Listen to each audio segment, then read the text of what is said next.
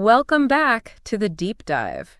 I always get excited for these deep dives. Yeah. But this one is particularly interesting to me. Mm-hmm. It's all about this idea of brain health. Oh, yeah. And how it's changing the way we think about mental health. Right. You mentioned in your request that you're fascinated by how neuroscience is transforming psychiatry. Mm-hmm. And I have to say, after digging into this, I think you're going to find it pretty mind-blowing, too. Yeah. We've got some incredible material to unpack Right. from Dr. Daniel Amen's book, Mm-hmm. The End of Mental Illness, Right. with some surprising stats and case studies that really make you think. Absolutely. And I'm so excited to have you here with me today to help us unpack all of this. Well, thank you for having me. I'm happy to be here. Let's jump right in. Okay. Dr. Amen's book really emphasizes that switching our focus from mental illness to brain health completely reframes the conversation. I'm curious. Yeah. What are your thoughts on that? Well, and it's like this, When we think about mental health challenges as stemming from a physically injured brain, right? it takes away a lot of the shame and guilt that often comes with these conditions. It's no longer a personal failing. Yeah. It's a medical issue that needs attention, just like any other part of your body. That really resonates with me. Yeah. It's like if you break your leg, Right. you go to the doctor. Mm-hmm. You don't blame yourself for being clumsy, so why should it be any different with our brains? Exactly. Yeah. And this shift also makes treatment more approachable. Instead of feeling like you're flawed or broken, Right. you're empowered to take steps to heal and improve your brain health. It's like going to physical therapy for your brain, right? That's a great analogy. Yeah. And this idea is really driven home by some of the case studies in the book. Okay. One that really struck me was about a patient named Dave. Okay. He was having these really intense behavioral changes that were causing huge problems in his life. Oh, I can only imagine the strain that must have put on their relationship. Absolutely. Yeah. But when Dr. Amen did a brain SPECT scan on Dave, that's a type of brain imaging that shows us brain activity. It turned out his brain looked incredibly toxic. Wow. Yeah. What caused that? Well, it turned out Okay. Dave worked in an environment with heavy solvent exposure. Oh, wow. And that was likely the primary culprit behind these changes. Okay. It wasn't him being a bad person. Right. It was a direct result of his environment impacting his brain.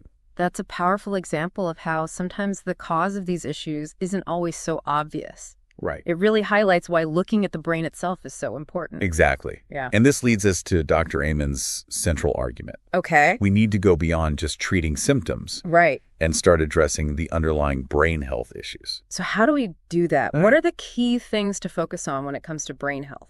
Dr. Amen introduces this really intriguing model called the 4 circles of brain health that I think you'll find helpful. Oh, okay. It encompasses biological, psychological, social, and spiritual aspects of well-being. That's fascinating. Yeah. So it's not just about what you eat or how much you exercise. Right. It's about a whole interconnected system. Precisely. Wow. And what I find so compelling about this model is that each circle offers tangible areas where you can take action to improve your brain health. Okay. It's not just a concept. Right. It's a roadmap. Okay, so let's break down these 4 circles. Sure. What are some examples of what falls under each category? In the biological circle, we're talking about things like diet, Okay. exercise, and sleep, the foundational elements of a healthy brain. Right. Then you have the psychological circle, Yeah. which focuses on how you manage stress, your self-talk, Yeah. and even past traumas that you might need to process. It's interesting how these different aspects we often think of as separate are actually deeply connected. They really are. Yeah. And then we move on to the social circle, Okay. which emphasizes the importance of healthy relationships, feeling connected to a community, Right. and avoiding loneliness. I can definitely see how those social connections could impact mental well-being. Absolutely. Feeling isolated can really take a toll. Absolutely. Yeah. And finally, you have the spiritual circle. Okay. This one encourages you to connect with something bigger than yourself. Find purpose and meaning in your life, Right. whether that's through religion, Okay. nature, or any other avenue that resonates with you. So it's about feeling like you have a sense of purpose and belonging in the world. Exactly. Yeah. And what Dr. Amen emphasizes is that it's never too early to start thinking about these 4 circles and how they contribute to your brain health. Okay. He even shares a story about his own niece, Okay. Elise, who had a SPECT scan at just 13 years old. Wow, 13. That seems pretty young to be thinking about brain scans. Right. What did they find? Well, her scan revealed low brain blood flow, Okay. which was a bit of a wake-up call for her and her family. Right. But it also became an opportunity for them to make positive changes. So it's about being proactive and understanding that these things can impact us at any age. Absolutely. Mm-hmm. And that's why this whole shift from mental illness to brain health is so empowering. Right. It gives us agency to make choices that support our well-being, Yeah. regardless of our age or circumstances. Before we dive deeper into Dr. Amen's recommendations, Yeah. I think it would be helpful to step back for a moment Okay. and look at the historical context of mental health treatment. Okay. It might help us appreciate just how far we've come and how revolutionary Dr. Amen's approach really is. I agree. Yeah. Looking back, it's fascinating to see how our understanding of mental health has evolved over time. Right. We started with ancient civilizations, where figures like Hippocrates believed mental illness stemmed from an imbalance of bodily fluids. Right. And then there was Galen, Yes. the Roman physician who expanded on that, placing more emphasis on the brain's role in mental well-being. Exactly. Yeah. And then fast forward to the 19th century, Okay. and we have figures like Freud Yeah. bringing psychoanalysis to the forefront, highlighting the impact of unconscious conflicts on our mental state. Right. Those were some pretty revolutionary ideas for their time. They were. Of course, there were also some treatments along the way that, well, let's just say they were a bit misguided. Oh, yeah, for sure. You're talking about things like bloodletting and trephination, where they drilled holes in people's skulls to release evil spirits. Oh, yeah. And we can't forget the lobotomies that were performed well into the 20th century. Right. It's incredible to think those were considered legitimate treatments. It definitely highlights how far we've come. Yeah. But here's the thing. Even today, with all the advances in neuroscience, Dr. Amen argues we're still falling short. Okay. He's critical of the current diagnostic manual, Right. the DSM, which relies heavily on symptom-based diagnosis. Okay. He even quotes Dr. Thomas Insel, a former director of the National Institute of Mental Health, Okay. who famously said that using the DSM is like trying to fix a car by listening to the noises it makes without ever looking under the hood. So we're essentially treating the symptoms without fully understanding the underlying cause. Precisely. Yeah, and Dr. Amen believes we need objective biological evidence to effectively treat mental health challenges, Yeah. which brings us to the role of brain SPECT imaging in his approach. Okay. Tell me more about this brain SPECT imaging. Sure. What exactly is it? So SPECT stands for Single Photon Emission Computed Tomography. Okay. It's a type of nuclear imaging that allows us to visualize brain activity in real time. Okay. It shows which areas of the brain are overactive or underactive, giving us a window into what's happening beneath the surface. So instead of just relying on what the patient tells us, Right. we can actually see the brain in action. Exactly. Yeah. And different SPECT patterns are associated with various conditions. Okay. For instance, Dr. Amen frequently observed hyperfrontality, increased activity in the front part of the brain in patients with OCD, Okay. whereas hypofrontality or decreased activity in the front part Right. is common in those with ADHD. So it's almost like having a personalized brain map that guides the treatment approach. That's a great way to put it. Yeah. Instead of relying on a one-size-fits-all approach based on symptoms, Right. SPECT allows for targeted interventions that address the specific brain patterns involved. This is all incredibly fascinating. Yeah, it is. But before we get too carried away with brain scans, I'm curious about something. Okay. If mental health challenges are really brain health challenges, Yeah. what are some of the things that can actually go wrong in the brain? What should people be looking out for? That's a great question. Yeah. And this is where Dr. Amen introduces a really intriguing concept. Okay. He identifies 11 major risk factors that can contribute to brain dysfunction. He calls them the bright minds risk factors. Bright minds. Yeah. That's a catchy name. It is. What does it stand for? It's an acronym that makes it easier to remember all 11 factors. Okay. Blood flow, retirement aging, Oh, good. inflammation, genetics, Okay. head trauma, Okay. toxins, mind storms, Okay. immunity infections, neurohormone issues, Okay. diabetes, Got it. and sleep. Okay, we're running short on time in this part of the deep dive, but I'm dying to hear more about these bright minds' risk factors. Don't blame you. Yeah. They're absolutely fascinating. Okay. We'll delve into each one in detail in the next part of the deep dive. Can't wait. All right, we're back and ready to unpack these bright minds' risk factors. Last time we were just starting to get into it. And I have to admit, I'm really curious to hear more about these 11 things that can impact our brain health. They really do offer a fascinating lens through which to view mental well-being. It's not always the things we expect. Exactly. And I think that's what makes Dr. Amen's work so groundbreaking. He's connecting these seemingly unrelated dots and showing us how everything is interconnected. Absolutely. So where should we begin? Well, we briefly touched on blood flow at the end of the last part. Okay. Why don't we start there? Sure. It seems pretty foundational to brain health. It really is. Yeah. Think of it this way. Okay. Blood is the brain's lifeline. It carries oxygen and all those essential nutrients that keep those neurons firing and those synapses connecting. So if your blood flow is compromised, right, your brain isn't getting what it needs to function properly. Precisely. Okay. And this can manifest in a whole range of ways. From difficulty concentrating and remembering things to even impacting your decision-making abilities. Wow. I hadn't thought about it that way before. Yeah. I guess I always assumed blood flow was more of a heart health issue. It's definitely crucial for heart health. Right.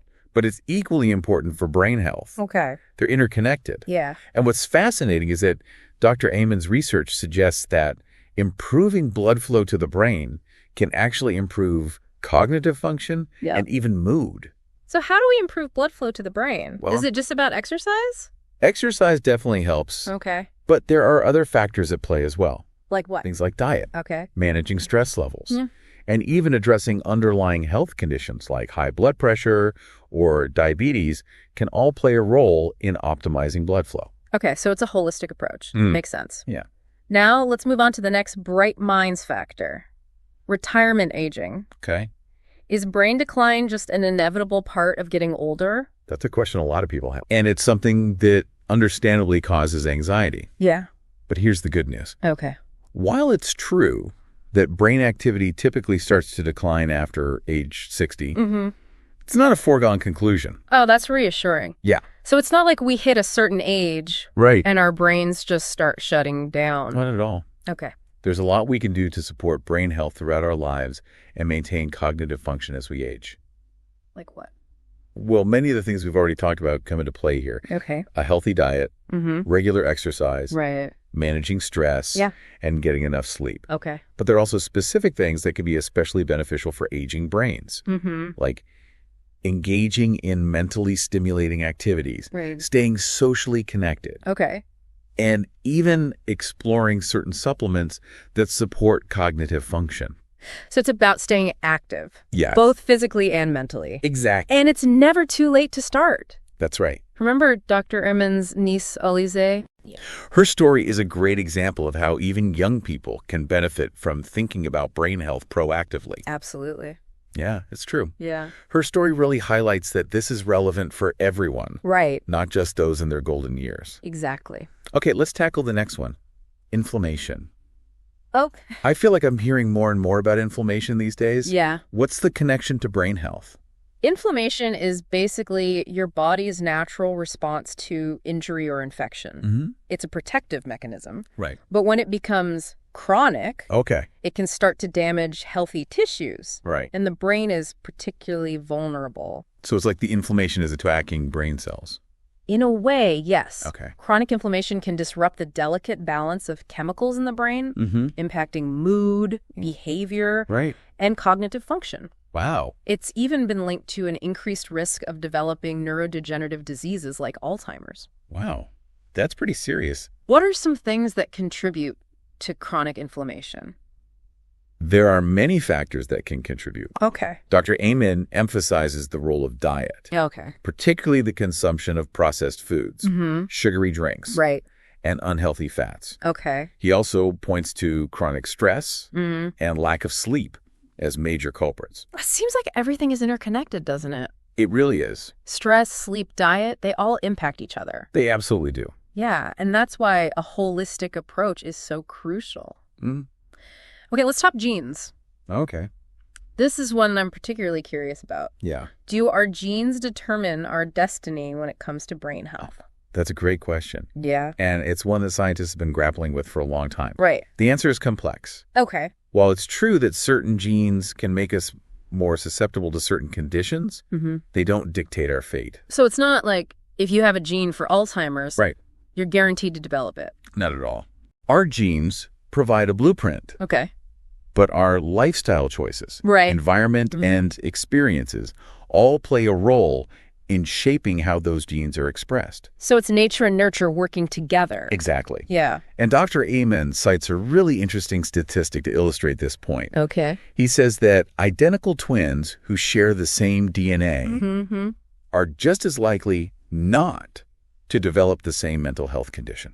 That's incredible. It is. So even if you have a genetic predisposition, Right. you can still take steps to mitigate your risk? Absolutely. Wow.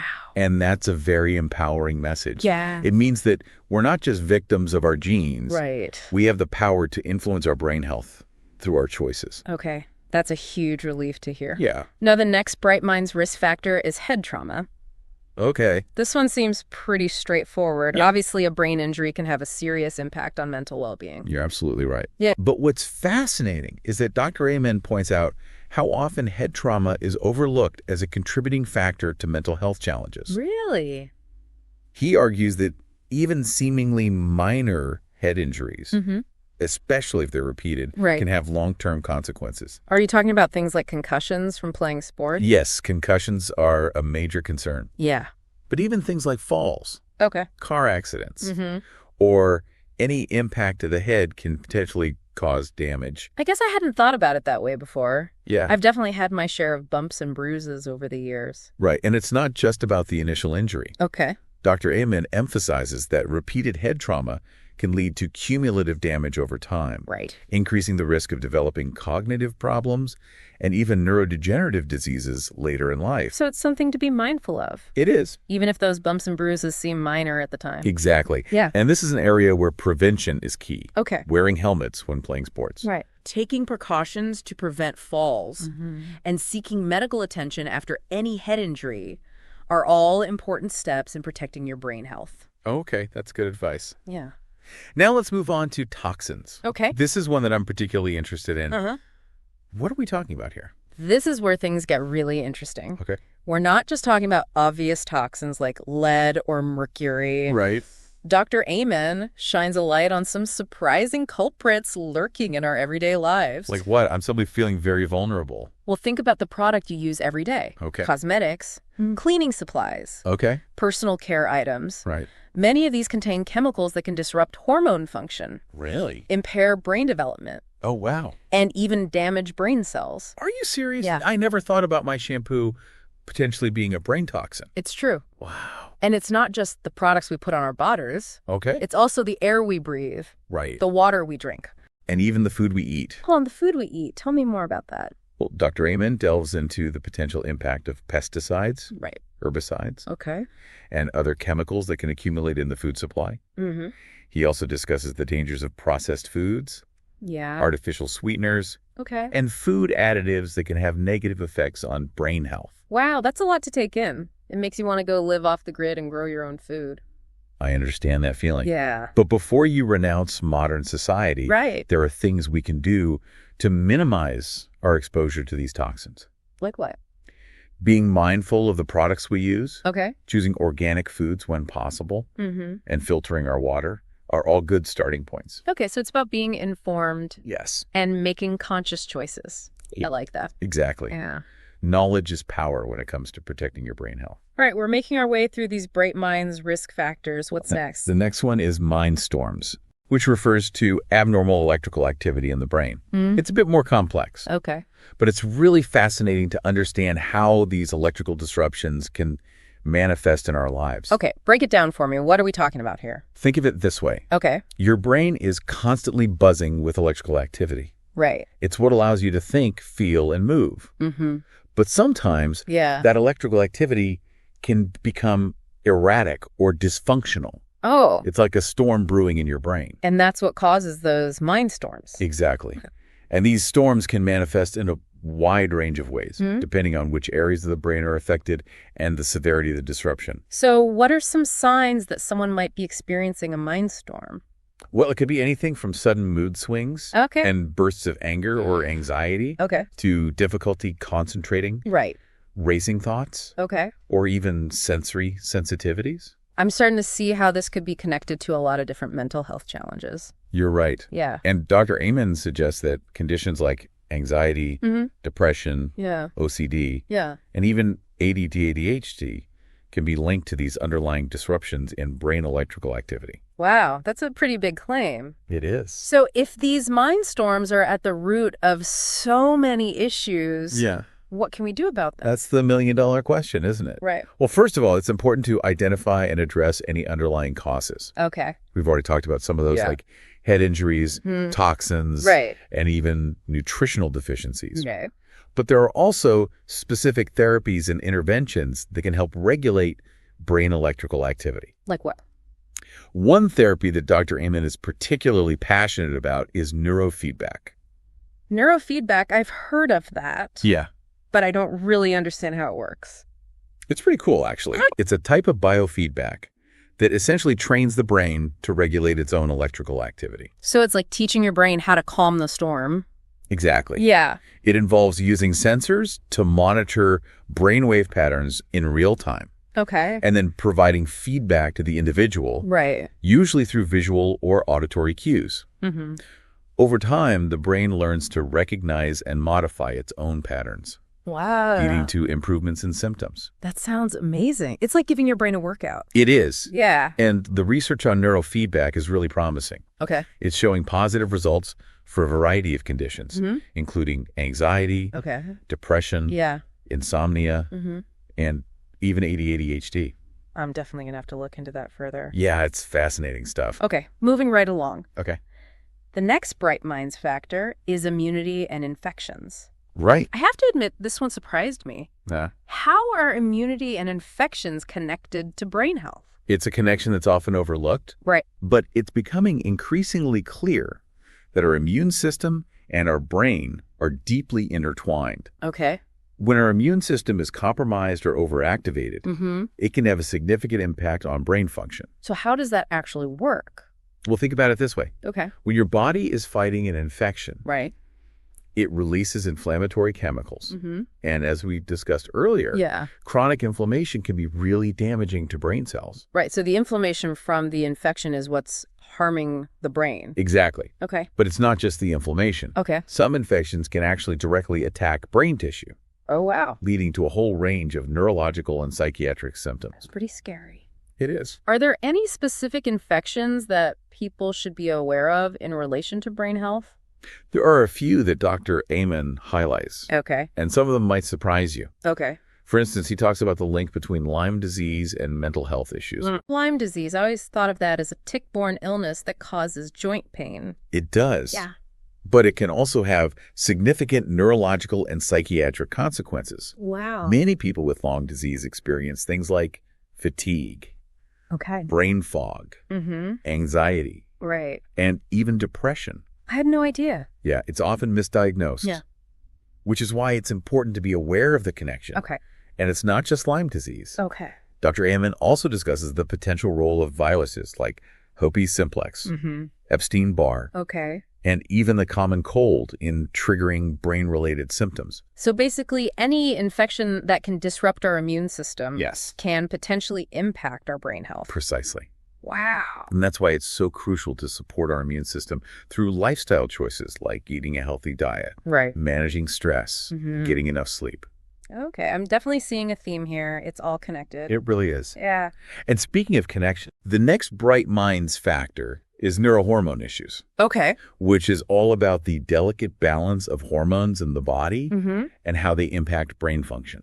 Hormones. Oh, that sounds complicated. It can be. Oh, God. But think of neurohormones as chemical messengers that regulate a wide range of bodily functions, including mood, energy levels, sleep, and even cognition. Right. When these hormones are out of whack, it can create a cascade of mental and physical symptoms. So which hormones are we talking about specifically? Well, Dr. Amen focuses primarily on thyroid hormones, Okay. as they play a crucial role in regulating metabolism and energy production. Right. I've definitely heard about thyroid issues affecting energy levels and mood. It's very common. Yeah. And what's interesting is that Dr. Amen suggests that many people with thyroid problems are misdiagnosed or undertreated because standard blood tests don't always capture the full picture.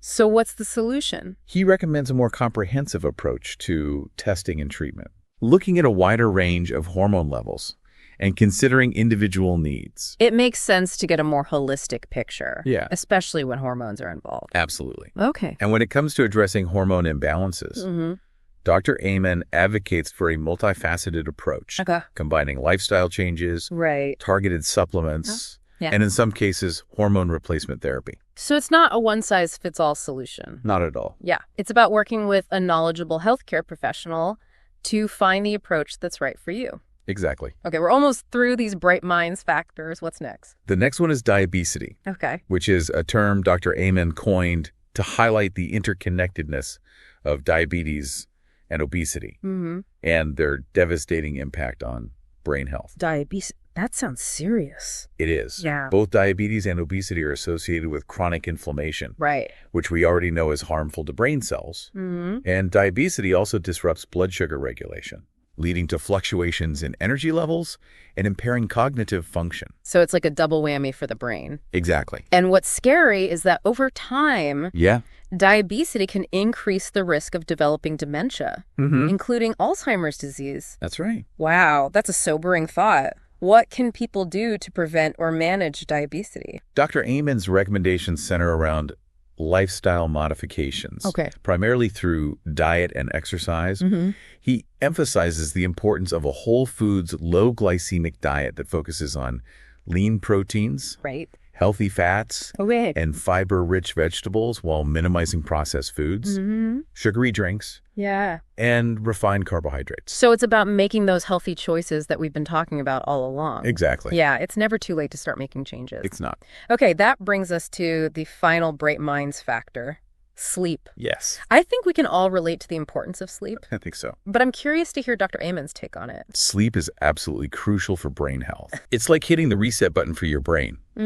During sleep, our brains clear out toxins, Okay. consolidate memories, and repair cellular damage. So it's not just about feeling rested. Right. It's about giving our brains a chance to do some serious housekeeping. Precisely. Yeah, and when we don't get enough quality sleep, Right. it impacts every aspect of our well-being, both mentally and physically. It does. So how much sleep is enough?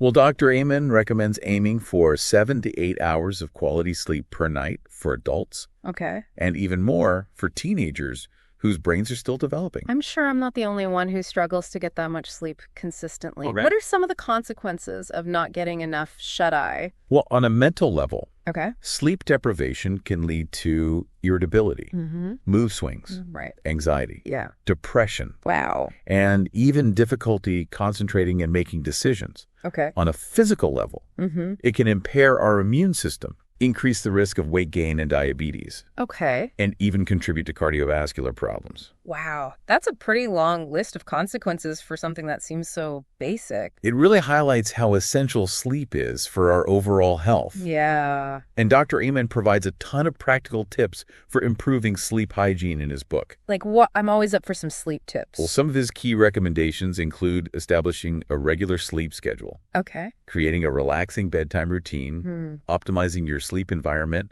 by making sure it's dark, Right. quiet, Yeah. and cool, Okay. and avoiding caffeine and alcohol before bed. Those are all great tips. I'm definitely guilty of scrolling through my phone in bed sometimes. I think we all are, Yeah. but it's something to be mindful of. Right. Because that blue light from our devices can really disrupt our sleep cycles. Okay, so we've explored all 11 Bright Minds risk factors, and I feel like I've learned a ton. What's next in our deep dive? Well, now that we understand the potential pitfalls, it's time to dive into Dr. Amen's actionable strategies for improving brain health across the 4 circles. Okay. That's where it gets really exciting. I can't wait. Let's take a quick break and then we'll come back and explore those strategies in detail. All right, we're back, and I am really excited to get into the practical stuff. Yeah, me too. We've covered a lot of ground, understanding what can impact our brain health. Right. Now let's talk about what we can actually do to make things better. This is where Dr. Amen's book gets really empowering. He doesn't just leave us with a list of problems. Right. He gives us concrete strategies to take control of our well-being. Exactly. And he does it through the lens of those 4 circles of brain health we talked about earlier, biological, psychological, and spiritual. Great framework. It's a holistic approach that I really appreciate. Yeah. So let's start with the biological circle. Okay. Dr. Amen is pretty outspoken about the connection between food and brain function, right? He calls food brain fuel. Right. And argues that what we eat directly impacts our brain chemistry and function. He lays out a specific way of eating called the Brain Warrior's Way. Okay. Which is all about choosing foods that nourish and protect the brain. Okay, so give me the rundown. What does a Brain Warrior's Way plate look like? Think of lots of colorful vegetables. Okay. Lean protein sources like fish and chicken, healthy fats from avocados. Okay. Nuts, and olive oil, and complex carbohydrates from sources like quinoa and sweet potatoes. Gotcha. And, of course, minimizing the processed foods, sugary drinks, and refined grains that can really mess with our blood sugar and contribute to inflammation. It sounds like a Mediterranean-style diet with a brain-boosting twist. You got it. Yeah. And Dr. Amen isn't afraid to call out certain foods as being particularly detrimental to brain health. Yeah. He's especially passionate about the dangers of sugar. We touched on that earlier with diabetes. But why is sugar so bad for the brain specifically? Well, sugar spikes our blood sugar levels. Okay. Leading to those energy crashes and mood swings that we all know too well. Right. It also contributes to inflammation, something called oxidative stress. Okay. Which can actually damage brain cells. And over time, a high sugar diet increases the risk of developing insulin resistance and type 2 diabetes. Right. Which have both been linked to cognitive decline and dementia. It's pretty scary to think that something so prevalent in our food supply can have such a negative impact on our brains. It is, and Dr. Amen points out that sugar can be addictive. Right. Hijacking our brain's reward system and making it hard to resist those sugary treats. Okay, so we've covered diet. Okay. Let's move on to exercise. All right. How does physical activity benefit the brain? Exercise is like a magic potion for the brain. Okay. It increases blood flow, delivering oxygen and nutrients to those brain cells. Right. It also stimulates the production of something called brain-derived neurotrophic factor, That's BDNF. BDNF. Which is basically like fertilizer for new brain cell growth. Hold on, so exercise can actually help grow new brain cells. That's incredible. It is. Oh. And it's not just about growing new cells. Right. Exercise also helps to strengthen the connections between existing neurons, improving communication within the brain. So we're not just talking about physical fitness here. We're talking about mental fitness as well. Exactly. And what's great is that you don't have to become a marathon runner to reap the cognitive benefits of exercise. Right. Even moderate physical activity. Yeah. Like brisk walking, dancing, or gardening can make a world of difference. I love that. It makes it seem so much more attainable. Yeah. Now, speaking of mental fitness, let's talk about stress management. We all experience stress. We do? But what are some healthy ways to cope with it that specifically benefit the brain? Well, chronic stress is incredibly damaging to the brain. Okay. It floods our system with cortisol, which can lead to a whole cascade of negative effects. Right. From impairing memory to increasing the risk of depression. So it's not just about feeling stressed out. Right. It's actually causing physical changes in the brain. Exactly. Yeah. And that's why it's so important to develop healthy coping mechanisms. Dr. Amen recommends incorporating stress-reducing techniques into your daily routine. Okay. Like meditation, Yeah. yoga, Okay. deep breathing exercises, Right. or even just spending time in nature. Those are all great suggestions. I find that even just taking a few minutes to focus on my breath can make a big difference in how I'm feeling. It's amazing how powerful these simple practices can be. Yeah. And it's not just about calming the mind in the moment. Right. Over time, these practices can actually help to rewire the brain, Okay. making us more resilient to stress in the long run. So it's about training our brains to respond to stress differently. I like that.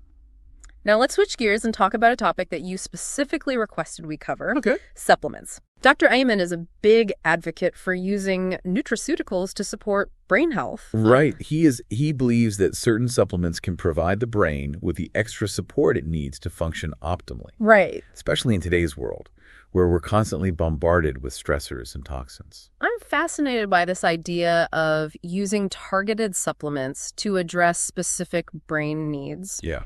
What are some of the supplements that Dr. Amen recommends most often? Some of his favorites include omega-3 fatty acids, Okay. which are crucial for reducing inflammation and supporting cell membrane health in the brain. Okay. He also recommends magnesium, which is involved in over 300 biochemical processes in the body, Wow. including neurotransmitter production and stress regulation. I've actually been taking those two regularly for a while now. Great. Any others that you find particularly interesting? Dr. Amen also frequently recommends probiotics to support a healthy gut microbiome, Okay. which we now know plays a crucial role in brain health. Right. He also talks about vitamin D, which is important for mood regulation and immune function, Right. and B vitamins, Okay. which are essential for energy production and nerve health. It sounds like it's really about addressing those nutritional gaps and providing the brain with the building blocks it needs to function at its best. Exactly. But it's important to remember that supplements are not a magic bullet. Right. They work best when combined with those lifestyle changes we've been talking about. Yeah. Diet, Right. exercise, Right. stress management. And it's crucial to work with a knowledgeable healthcare professional to determine the right supplement regimen for you, as everyone's needs are different. That's such an important point. I'm always a little wary of just taking whatever supplement is trendy at the moment. I understand that. Yeah. It's easy to get caught up in the hype, but it's crucial to approach supplements with a discerning eye and personalize your approach. Right. Okay, we've covered a lot of ground here, from diet and exercise to supplements and stress management. We have. But there's one final piece of the puzzle that Dr. Amen emphasizes: the importance of family dynamics and support in fostering brain health. This is where the social circle really comes into play. Brain health and mental health challenges don't just affect the individual. Right. They impact the entire family system. So how can families create a more supportive environment for someone who might be struggling? Dr. Amen provides some really helpful tips for improving communication within families. Okay. He encourages open and honest conversations about mental health, Right. using specific phrases to initiate these discussions without judgment. Like, what I'm always looking for ways to navigate these conversations more effectively, especially when it comes to mental health. Yep. He suggests phrases like, Okay. I've noticed that you've been struggling lately, Mm, or is there anything I can do to help? right. He also emphasizes the importance of listening without interrupting, Yeah. validating the person's feelings, and offering practical support rather than unsolicited advice. Those are great tips. It's about creating a safe and supportive space where everyone feels heard and understood. Exactly. And Dr. Amen also encourages families to educate themselves about brain health and mental health, Right. so they can better understand the challenges their loved one is facing Right. and advocate for appropriate treatment. It's about empowering the whole family unit to become brain health warriors. Oh, I love that. Yeah. And that's really what Dr. Amen's book is all about. Yeah. Empowering individuals and families to take control of their brain health and create a world where mental illness is no longer a taboo subject, but rather a medical issue that can be addressed with compassionate understanding and evidence-based solutions. So what does this all mean for our listeners? What Yeah. are the key takeaways from our deep dive into Dr. Amen's The End of Mental Illness? I think the biggest takeaway is that understanding your brain is the first step to optimizing your mental health. By shifting our focus from mental illness to brain health, Right. we remove the stigma and open up a world of possibilities for healing and growth. And those possibilities encompass all aspects of our lives: what we eat, how we move, how we manage stress, how we connect with others, and even how we sleep. It really does touch everything. It's truly a holistic approach that recognizes the interconnectedness of our brain and our overall well-being. Absolutely. Well, this has been an absolutely incredible conversation. It has. I have learned so much, Me too. and I really appreciate you being here to share your expertise with us. It's been a pleasure. To our listeners, thank you so much for joining us on this deep dive into brain health. Yes. Thank you. We hope you found it as fascinating and empowering as we did. Absolutely. And remember, your brain health journey starts today. Until next time, keep those brains healthy.